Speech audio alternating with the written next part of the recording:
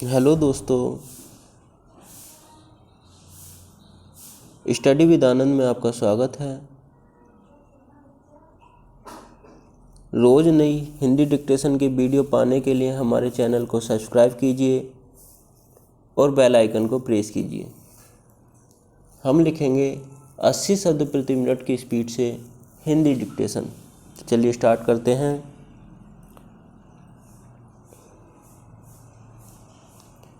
कहते हैं कि ईश्वर के लिए यदि हृदय में सच्चा प्रेम हो, मन निर्मल हो, ईश्वर के प्रति अटूट श्रद्धा विश्वास हो, तो साधक को ईश्वर का अनुराग, अनुग्रह व अनुदान एक न एक दिन अवश्य ही प्राप्त होता है। फिर व्यक्ति किसी भी जाति, धर्म या कुल का क्यों न हो, सर्वव्यापी, सर्वज्ञ, करुणा सागर परमेश्वर तो बस भक्त का, साधक का प्रेम देखते हैं, उसके मन की निर्मलता को देखते हैं, उसकी अटूट निष्ठा व श्रद्धा को देखते हैं और इन कसौटियों पर खरा उतरते ही भक्त को भगवान का अनुदान, वरदान मिलने लगता है। फिर तो भगवान भक्त के और भक्त भगवान के होकर रह जाते हैं।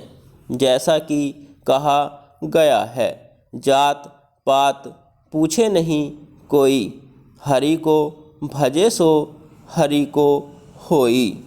हरिदास की भक्ति भी कुछ इसी प्रकार की थी। वैसे तो हरिदास का जन्म एक मुस्लिम परिवार में हुआ था, लेकिन उनकी ईश्वर भक्ति इतनी उच्च कोटि की थी कि उनकी भक्ति के सामने मानो कुबेर का खजाना भी तुच्छ जान पड़ता था। वर्तमान के बांग्लादेश के यसोहर जिले में एक छोटा सा गांव था, बूड़न। इसी गांव में रहने वाले एक गरीब मुस्लिम परिवार में हरिदास खान का जन्म हुआ था। पूर्वजन्म के प्रबल पावन संस्कार के कारण ही हरिदास खान को भगवान कृष्ण के प्रति परम अनुराग था, परम प्रेम था। सो उनकी भक्ति पूमन के चांद की भांति बढ़ती ही गई। एक दिन ऐसा भी आया कि किशोरावस्था में ही उन्होंने वैराग्य ले लिया और गृह त्याग कर बनग्राम के समीप जंगल में कुटी बनाकर रहने लगे। वे प्राय हरि नाम जप में ही मग्न रहते थे। उनकी ख्याति बढ़ती जा रही थी। उनसे प्रेरित होकर हजारों लोग भगवान की भक्ति करने लगे थे। उनकी ख्याति से कुछ लोग ईर्ष्या भी करने लगे थे। उन्हीं में वहाँ का एक जमींदार भी था। उसने उनकी कीर्ति व यश को नष्ट करने के लिए एक षड्यंत्र रचा और धन का लालच देकर हरिदास जी के पास एक वेश्या को भेज दिया। अपना भली भांति श्रृंगार कर वह वेश्या रात्रि के समय हरिदास जी की कुटिया में पहुंच गई, लेकिन हरिदास तो हरि के ध्यान में मग्न थे। उनका मनोहर रूप देखकर वेश्या उन पर आसक्त हो गई। वह अपने उद्देश्य को पूरा करने के लिए भांति भांति के उपाय कर हरिदास की समाधि भंग करने का प्रयास करती रही, पर वह सफल नहीं हो सकी। प्रातः होने पर जब हरिदास समाधि से बाहर आए तो देखा वह स्त्री वहीं बैठी है।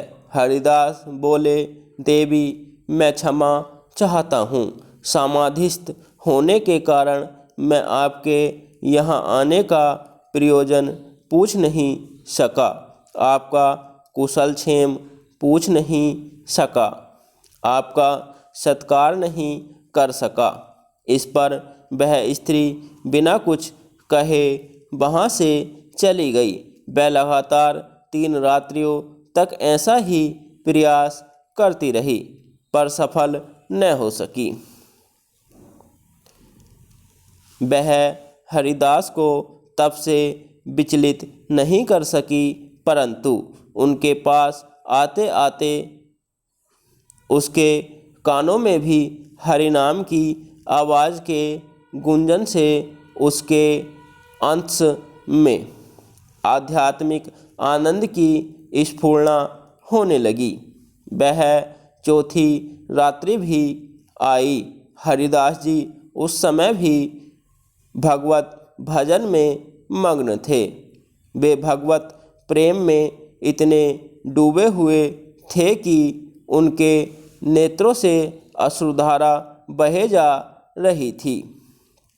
वेश्या सोचने लगी कि जो मुझ जैसी परम सुंदरी की उपस्थिति का आभास तक नहीं करता और अपनी ही धुन में लीन रहता है, उसे निश्चित ही किसी अलौकिक आनंद की प्राप्ति हो रही है। अवश्य ही इसे कोई ऐसा आनंद प्राप्त हो रहा है जिसके समक्ष संसार के सभी रूप रस भी इसे फीके लगते हैं। अंततः वह वेश्या उनके चरणों में गिर पड़ी और अपने अपराध के लिए अश्रु पूरित नेत्रों से क्षमा याचना करने लगी और बोली, हे महात्मन, मुझ पापिन का उद्धार करो, मेरा अपराध क्षमा करो, मुझे अपनी शरण में ले लो। उसके सच्चे प्रायश्चित भरे शब्दों को सुनकर हरिदास जी समाधि से बाहर आए और बोले, देवी, एकमात्र मानव जीवन ही मुक्ति का मार्ग है, जो मानव तन पाकर भी स्टॉप